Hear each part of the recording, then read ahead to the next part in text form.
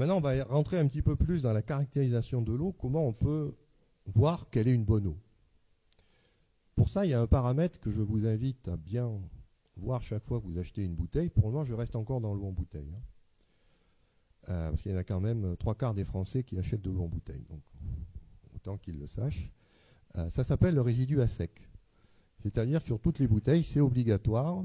Vous avez c'est ce que le petit ellipse rouge que j'ai mis. Vous cherchez cette mention. Minéralisation totale, entre parenthèses, résidu à sec. Ça, c'est le chiffre important. Parce qu'une eau, normalement, elle n'est pas faite, comme je vais vous l'expliquer bientôt, pour vous amener des ions. Elle est faite pour vous nettoyer. Et donc, pour se nettoyer, on ne va pas prendre une eau qui est chargée de beaucoup d'ions. On va prendre une eau qui est la plus propre possible. Et c'est grâce à cette résistivité, ou si vous préférez cette concentration, je vous ai mis les équivalents ici, ppm, milligramme litre ou microsiemens par mètre, tout ça c'est des unités par centimètre, pardon. Tout ça c'est des unités qui sont un petit peu difficiles à comprendre. Mais bon, ce qu'il faut savoir, c'est que on peut comme ça savoir si l'eau contient beaucoup de minéraux ou pas. Grosso modo, vous voyez, ça c'est l'étiquette de Monroucou, mais il y a d'autres bouteilles, on pourra les analyser tout à l'heure si vous voulez ensemble pour qu'on voit un petit peu. Vous voyez qu'au Monroucou, on est à 25. Et s'il y a un chiffre que je voudrais que vous reteniez, c'est 100. C'est-à-dire que pour moi, une bonne eau est bonne jusqu'à 100 mg litre de résidu à sec. Jusque-là, c'est une eau qui vous nettoie. C'est une eau que vous pouvez boire tout le temps sans restriction. Ce n'est pas une eau de médicament, ce n'est pas une eau minérale au sens de l'Académie de médecine.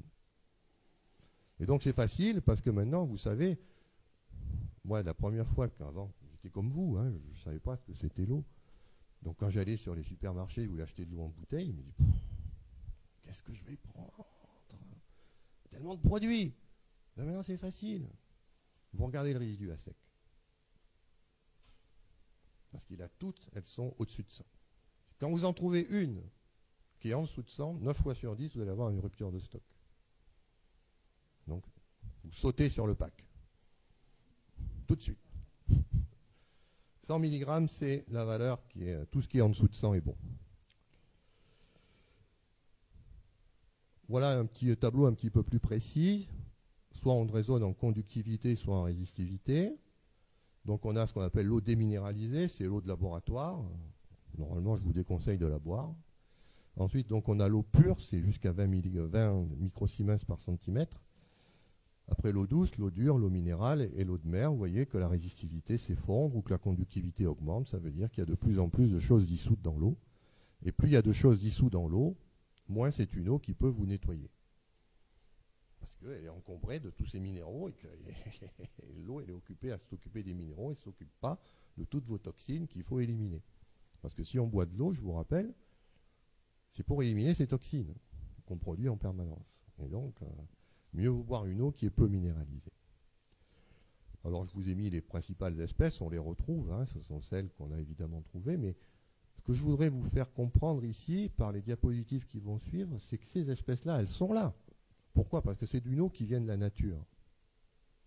Mais vous n'allez pas les assimiler. Ne croyez pas à la publicité qui vous dit « Ah, j'ai ma bouteille de Contrex, alors je vais pouvoir avoir ma source de calcium. » Non. Je vais vous expliquer pourquoi vous ne pouvez pas les assimiler. La raison, elle est là. C'est que toutes les cellules ont ce qu'on appelle une membrane lipidique. C'est-à-dire que quand vous voulez rentrer dans une cellule, il faut traverser une membrane. Et cette membrane, elle est de type huile.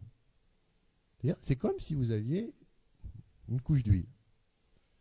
Et les ions, ils ne sont pas solubles dans l'huile.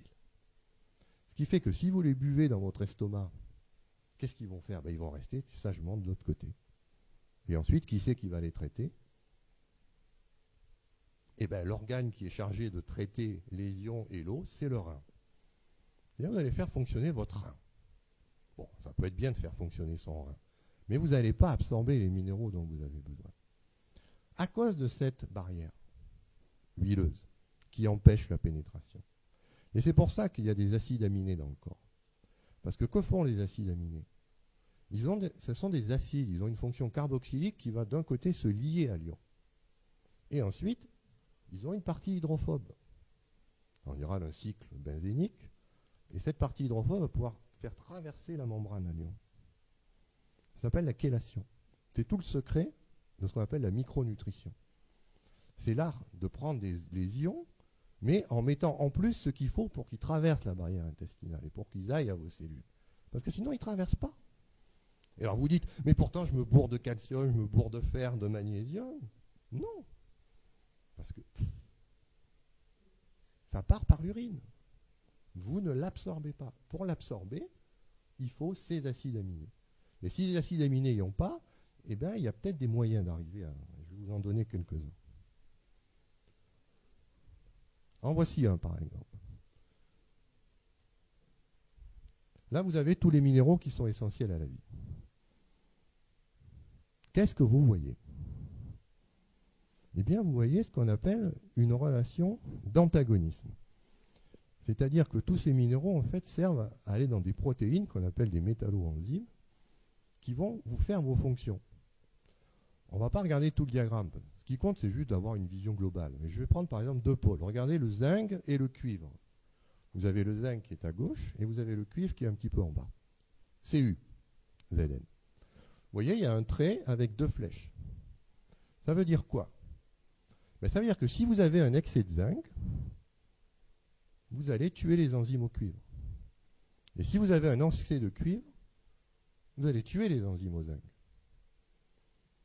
Oui, mais attendez, le zinc, il est aussi relié au calcium, il est relié au fer, il est relié au cobalt, le cuivre, il est relié à l'argent, qui est lui-même relié à l'iode, au molybdène.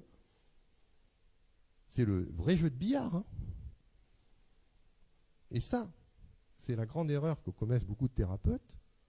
Ils disent, ah, il manque de magnésium. Donnons-lui du magnésium. Que nenni! Que nenni! Parce que si je lui donne du magnésium, je regarde mon diagramme, je vais perturber le métabolisme du calcium. Je vais faire de l'ostéoporose. Parce que le magnésium et le calcium sont en antinomie. Vaut mieux le savoir. Et vous voyez la complexité, il vaut mieux pas s'amuser à prendre des produits tout seul. C'est très, très, très, très dangereux. C'est pour ça qu'il y a des très bons produits sur le commerce qui s'appellent le sérum de Quinton, que je vous recommande. Si vous êtes déminéralisé, eh bien, prenez ces petites ampoules. Elles sont un peu chères, mais bon, peu importe. Avec ces ampoules, vous aurez tous ces ions qui sont amenés ensemble. C'est ça la clé. C'est comme vous les amenez ensemble, votre organisme saura faire le tri. C'est-à-dire que ce qu'il n'a pas besoin, ça partira. Et ce qu'il a besoin, il va le prendre. Et pourquoi du sérum? Pourquoi de l'eau de mer? Parce que, vous connaissez tous la chanson de Renaud, la mer c'est dégueulasse, il y a les poissons qui pèsent dedans. Et bien heureusement. Parce que tous ces minéraux, ils ont été avalés par des poissons, par des crevettes, par du plancton, et ils sont ressortis sous forme de caca. Du caca de crevettes. Mais ça c'est génial. Parce que ils sont chélatés. Ils ont déjà les acides aminés qu'il faut. C'est-à-dire que dès que vous les absorbez, ils passent tout de suite dans l'intestin. Il n'y a pas à fabriquer les transporteurs qui vont leur permettre de passer la barrière intestinale. Vous les avez tout de suite. C'est le plancton qui l'a fait pour vous.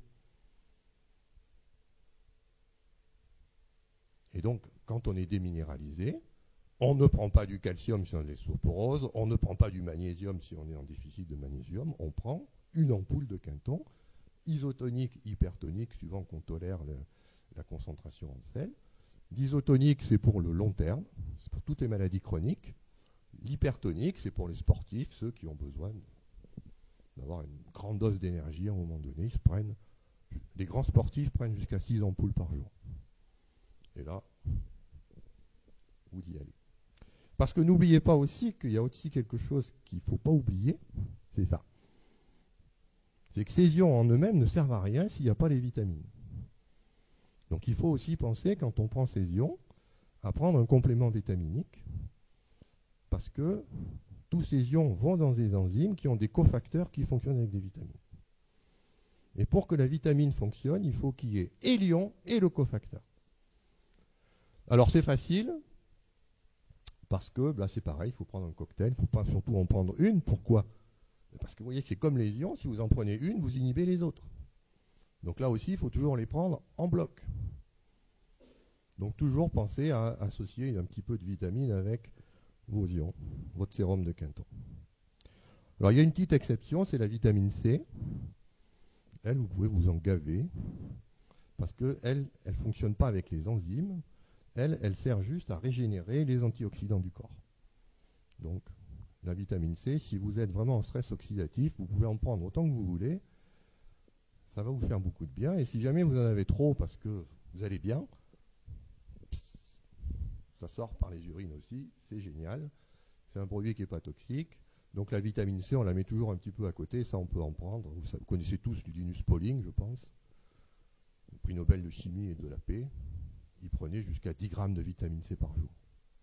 Et il est mort à 98 ans. Donc ça, on peut y aller, la vitamine C, il n'y a pas de gros problème.